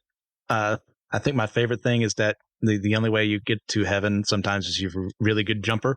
There's this chasm from one spot to the other. So sorry for the poor disabled people out there, including me. Angermine, you, and the other guys don't really care for you. Sorry, that's Zoroastrian is another word I can't say. Yeah, there's more out there that's like that is fascinating though. I'll just say I don't know enough to have a firm opinion. Mm-hmm. Gotcha. Let's go. Hebrew mythology. Or, I'll still say mythology because myth doesn't mean fiction, just for the record. Myth can be true.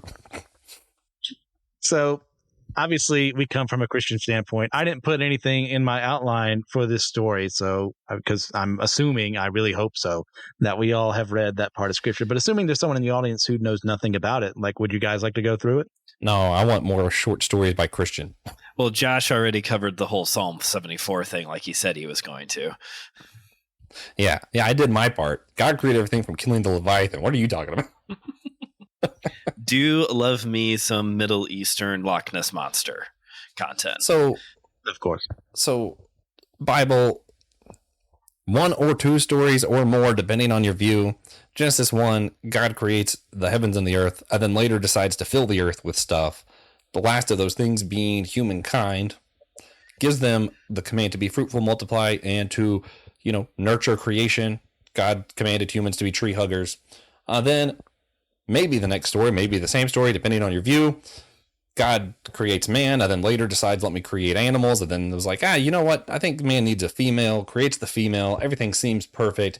And then boom, serpent shows up. I think this is Genesis 3, but whatever. That's still part of the creation narrative.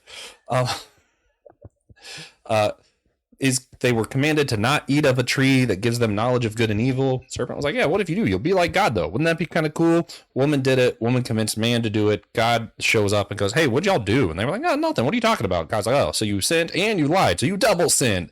Double punishment. The end.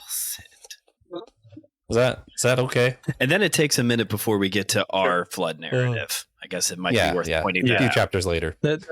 That's true. Since we're including the floods, humans start sinning, start killing each other, start becoming awful. One person remains good. That is Noah, not this other guy. He's told to build a boat. Builds a big boat with a decent amount of his family, not just one other person. Includes all animals of everywhere, supposedly, depending on what you take by the word all. Giant flood happens, maybe.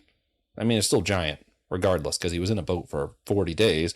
And then at the end, gets off the boat, does not castrate himself, instead is caught dancing naked from his kids, and other stuff happens, and Noah continues to have a story that's very interesting, but also is given that same command from the beginning of being fruitful, multiplying, and caring for the earth. So that's interesting. It's like a creation Mach 2, take 2, Creation Mach 2.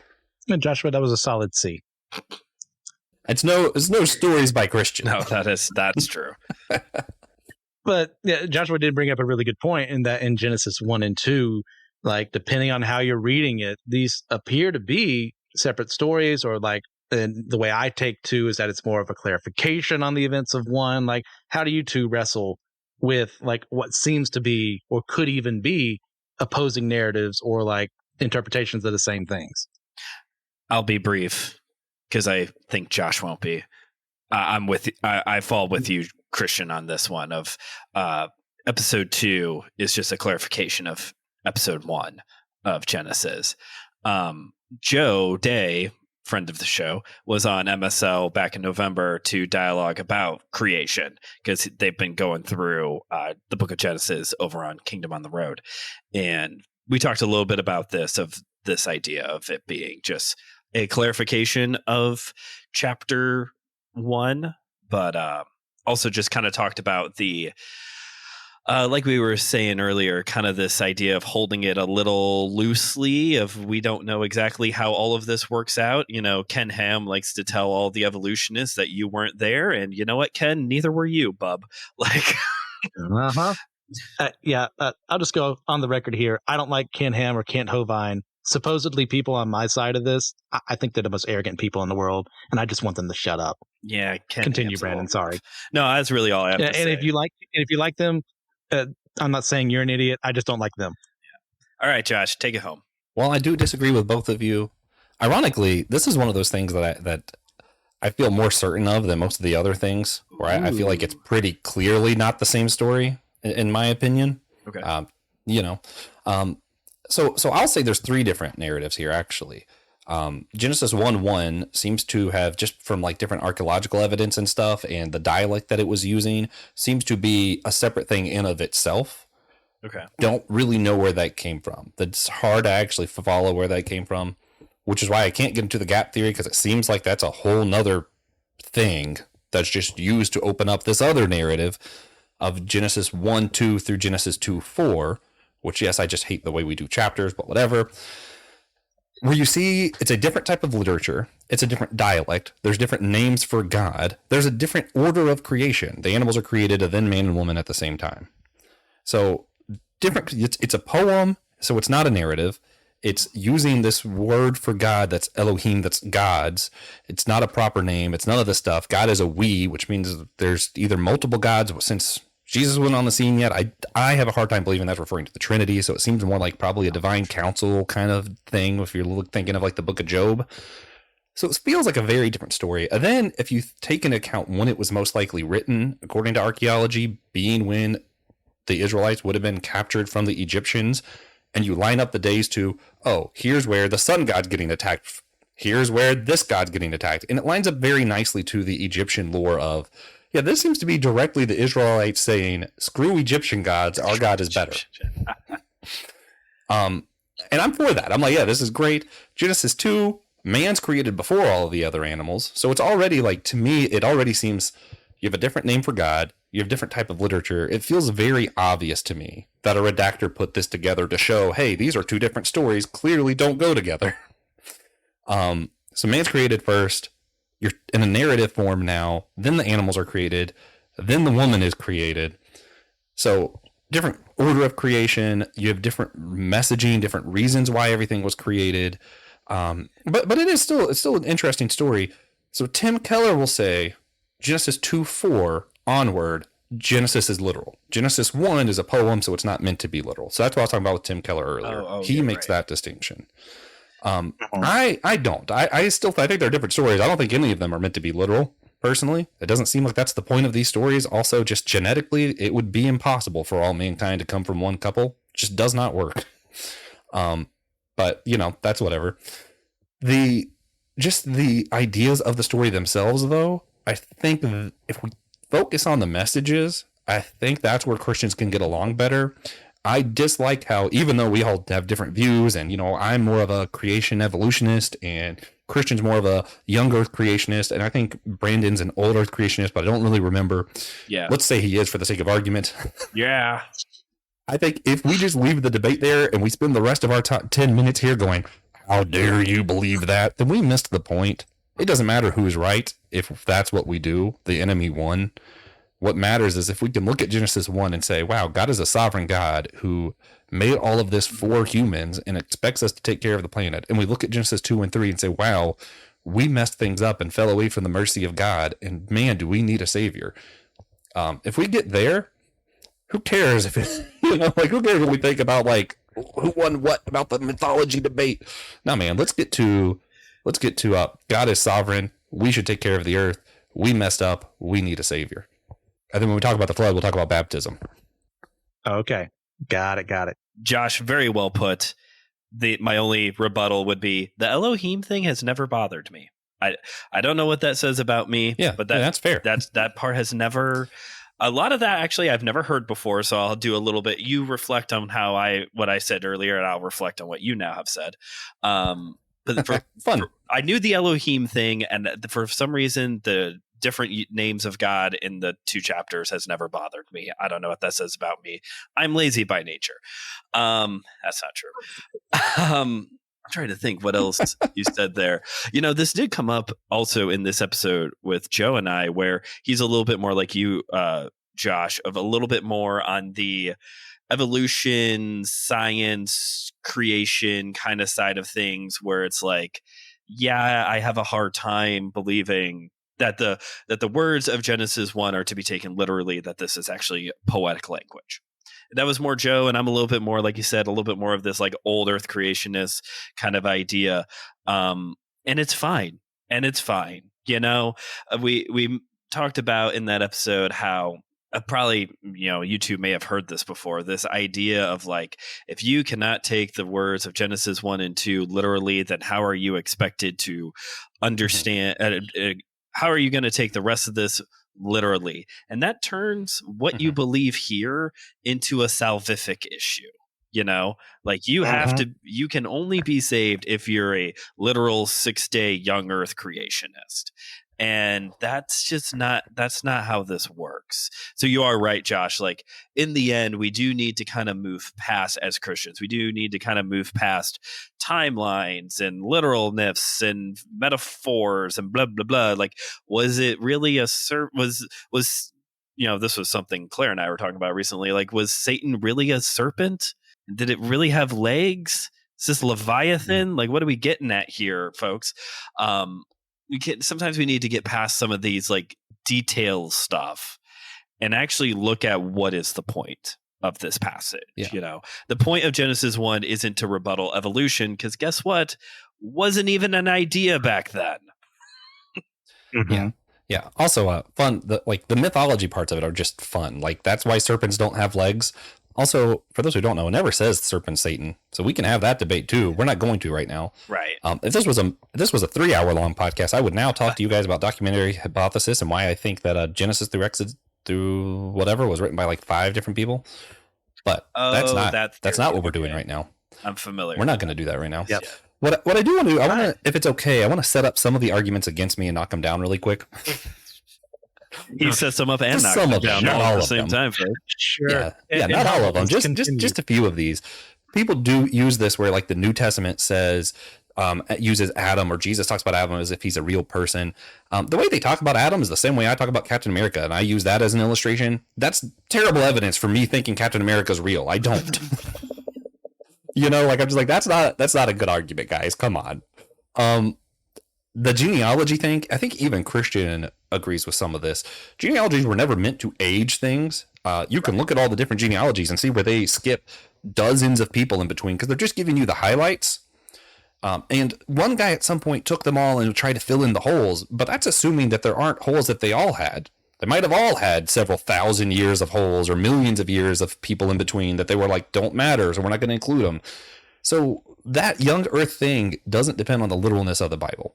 The last one that I wanted to set up and attempt to knock down, because I think this is the one part that is important from the literal perspective of, there's this idea that all sin is inherited through Adam. So if Adam wasn't the only person, what if I came from someone who was evolved that didn't sin? That kind of stuff. Because we're saying this narrative is the narrative where sin came from to everyone.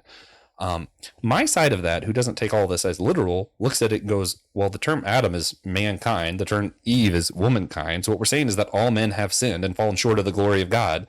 So whether or not I think that's a literal person, we still come to all men have sinned and need a savior. So I don't think that's I understand where they're coming from. Doctrinally, we need to say that sin inherited so that Jesus inherits it. But since we didn't get birthed from Jesus, I feel like you're getting into this weird, like, we need to have a bloodline of Jesus and a bloodline of and who's the muddle bloods and who's the who's the muggle, who's the mud blood. Like, come on, guys. And to support that last claim a little bit, Josh, even if there was some magical race of people who were sinless, which may actually get into the whole Nephilim thing a little bit. Christian, write this time for. Write that short story. But it all does God does hit the cosmic reset button at Noah, and so, as far as we know, we're all descendants of Noah specifically. Again, depending on how literal you want to take all of this. That was a local flood as far as I'm concerned. But, yeah, maybe God wiped everyone out who needed to be wiped out. Yeah. So even if it was just local, God wiped out everybody who needed to be wiped out. The point is, we are restarting with a person who was clearly sinful. That's the support I'm trying to give you here. Let me give you support, Josh. We do get the reset with somebody who is still fallen as he dances around naked and drunk, and Ham and all them do their thing. Well, and that's where, and this is something that, just like math, what you learn kind of builds. Like, you can't get to multiplication until you know addition, that kind of stuff. Our doctrines do build on each other. So I truly do understand this idea that Adam needs to be literal because that's how we build these other doctrines. But if you're coming from my camp, you still build two doctrines. Sometimes they're a little bit different, but you know, like I'm thinking of that for me. Yeah, I don't have this one man sin, so we all sinned. I don't have inherited sin isn't part of my theology. I think that literally everyone has sinned. Like all of mankind, every single person has sinned. And if by some chance, somehow, someone like Christian Ashley was born and never once sinned, he wouldn't be in need of a savior, as far as I'm concerned. I just don't think that exists. So I build my theology of needing Jesus differently, but I still come to we've all sinned and need Jesus, if that makes sense. All right. Well, if we have nothing else, I think it's time we headed to the wrap up. what a note to end on. Snakes don't have legs. We've all sinned. We're all terrible. Tulip, not okay. tulip. Okay, I got a fun Jesus. Okay. Let's wrap up. Okay, I got a fun one. I got a fun one to help us wrap up on. Go for it. Because I used to be a host, so I feel like I can hijack the show every once in a while. Yes. Sorry, everybody. Yeah. Okay, so of all of these, we're not going to count the Christian one because we're Christians. Of the rest of them, final takeaway: what was your favorite one? What is? I want to hear. I want to hear Christians first because you seem to be the guy who has spent the most amount of time with these. Man, that's a rough one. They're all so good and terrible for their own reasons. I'm more leaning towards Greek because that's the one mythology I've always been closest to. But I do love just the metalness of the whole we're going to wipe out humanity every 1,200 years because they just keep coming up. So I'm going to go with Atrahasis. All right. Yeah, I mean, in favor of that one, I do love that they just are like, oh, man, these new gods, they're just way too noisy. Like that was the most relatable of all of this. You're Utnapishtim.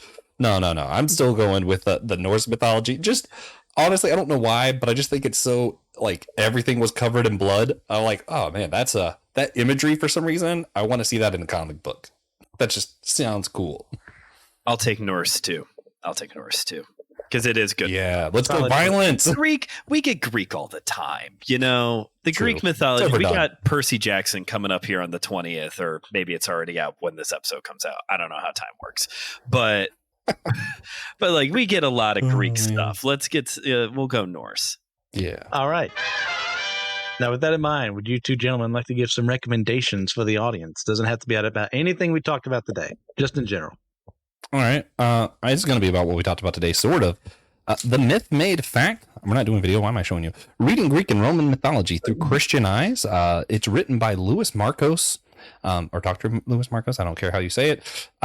Fascinating read. It's very much like a devotional. It goes through different types of Greek myths. You know, it's first you have the creation myths, and then you have the gods versus gods myths, that kind of stuff. I forget how it's broken up exactly, but it's really interesting.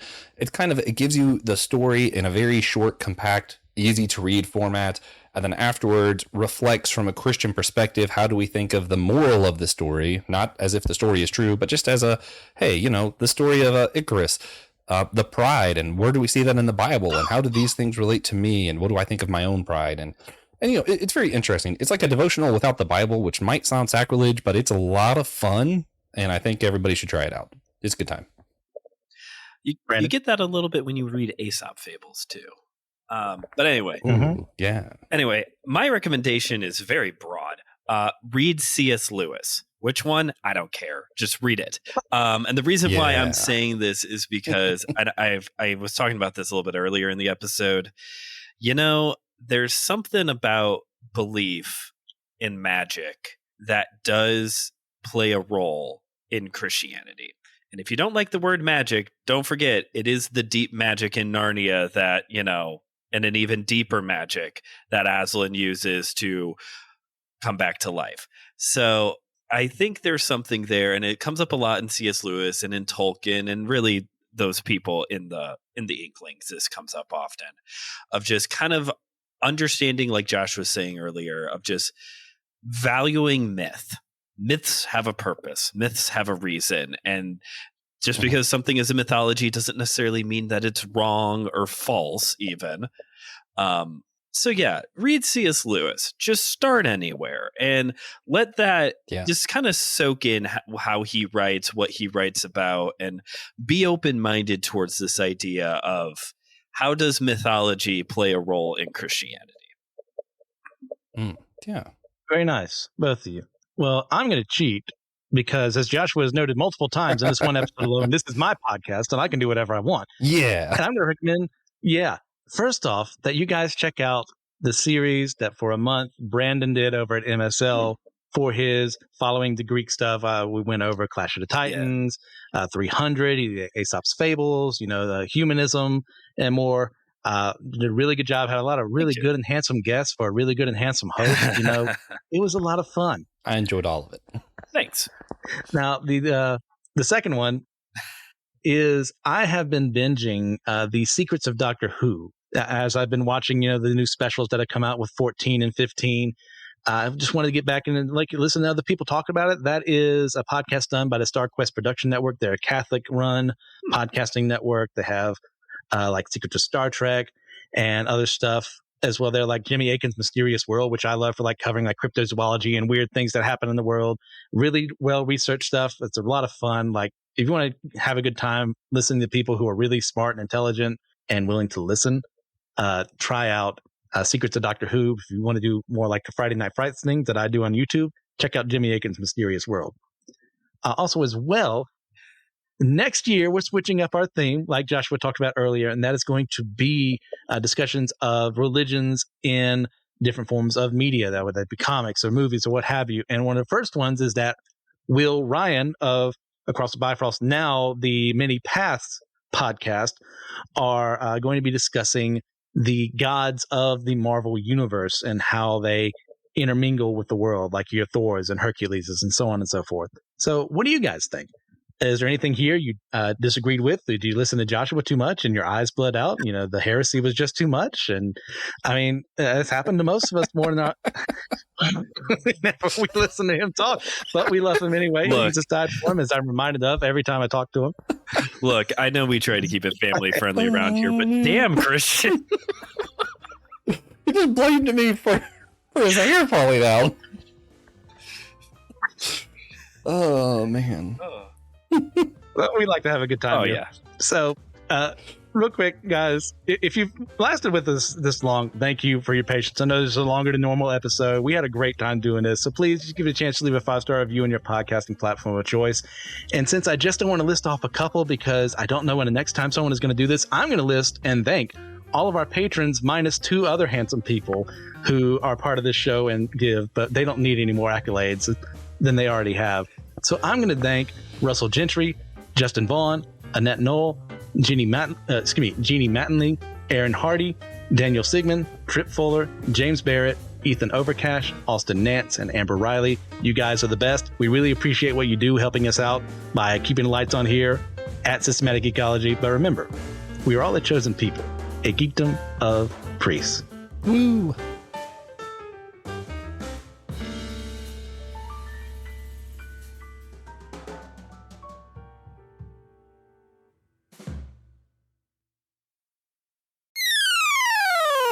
Hello, friends. If you enjoy Systematic Ecology, a great way to support us and to keep us moving forward into the future is to be a patron on our Patreon network. If you're a Patreon, then you get live access to our YouTube exclusives like Comic Book Ketchup and Manga Mustard, Drinks with Tejas, and also some extra content there with our companion series to go along with our annual theme. If you're a patron, you get exclusive merch like t-shirts and handbags and mugs. There's also a bonus extra question that has extra content. In each episode, we go deeper into our faith and the questions that we're wrestling with, but we also do this extra question to jump in and share about, and patrons get to hear how we answer that question. There's discounts on our store. You get access to any future online D&D campaigns. You can easily access all of our Patreon content through our Spotify page where it says exclusive content for subscribers. That could be you folks. And all that being said, you get the satisfaction that you help us keep the lights on and keep us moving forward with our software, our marketing, our equipment, staying current in the podcast game. We love Systematic Ecology. We hope you do too.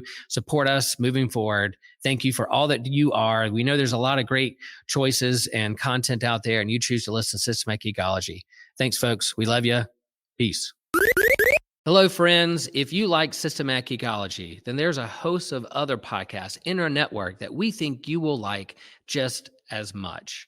And so we're part of the Anazao Ministry Podcast Network, and we hope that you can hop over and subscribe with all the podcasts that are on our network. Like, for instance, The Homily, which is, hey, Pastor Will Rose's sermon here in Chapel Hill, North Carolina at Holy Trinity Lutheran Church. You have another podcast called the Whole Church Podcast, the OG, the originals, the beginner of it all. Yes, Joshua Noel and TJ working for unity among the church and having great conversations with the wide spectrum of those who are involved in Christian ministry and the church.